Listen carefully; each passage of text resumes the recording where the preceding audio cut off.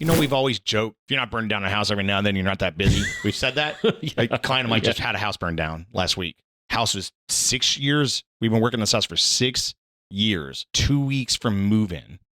And the roofer torched down gravel roof, actually really cool old school gravel. I mean, it's a beautiful roof if you are into, that kind of dorky stuff. But lead pipe goes through there, lead flashing. So they have to go up and they crimp them at first, and then they go back and they solder them all in place. And all of your junctions going through it also have to be lead. So your PVC is inside the lead. So he's up there torching that, and the spark goes into the house, and it's on a demising wall between the garage and the home, and it sets the frame on fire. And it's a foam house. And they probably can't see it because it's down inside. They couldn't even figure out how to get to it. So they call the fire department. And this is a 11,000 square foot home. It's in Westview, and couldn't even get to it. So they are hacking away at everything. Freaking metal beam, steel beam right there. The foam doesn't catch fire because we talked about that on the podcast. It was like a 500-degree burn, but it still scorched the foam forever. And because it's this low mod with all these separate buildings, but the continual roof, it just went, whoosh. No firewalls between spaces.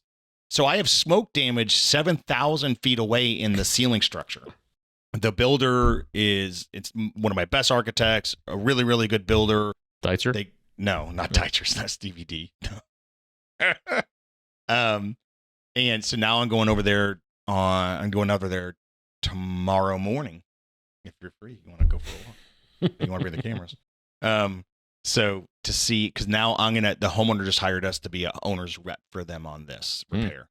And the architect was like insisting on it. Wow. So we're going to have to, and then the insurance company is sending out an industrial hygienist. We have one on lock. We're going to have to go through and cut all these test holes everywhere because the house is still under temporary air. It hasn't even had, thank God the AC wasn't running. Yeah, at least all the ductwork can be saved. Right? But it's all metal. So even if we clean it, like the owner's like, I don't want that stuff cleaned. I want it replaced. So there's going to be a little bit of an argument over that. But I'm like, you're not moving into this house in 2 weeks. He goes, yeah, how long do you think? I'm like, 12 months. 18 months? Yeah. Yeah, I mean, all the drywall, and it's all plaster. As the moving vans pull up in the front. Yeah, no, they actually have a air conditioned store just for the art and all the custom furniture. It's just ready to go. They said they have shipping containers that'll be here like in 2 weeks in Galveston. And they even paid for them to be diverted to Galveston instead of New York. So how much does it cost to divert a cargo ship? $200 cash. No. So just saying. And so I did not get on the phone with the builder and go, hey man, obviously you're busy because you burned a house. So anyways, that was the joke coming to life. That wasn't a joke. That's not a joke.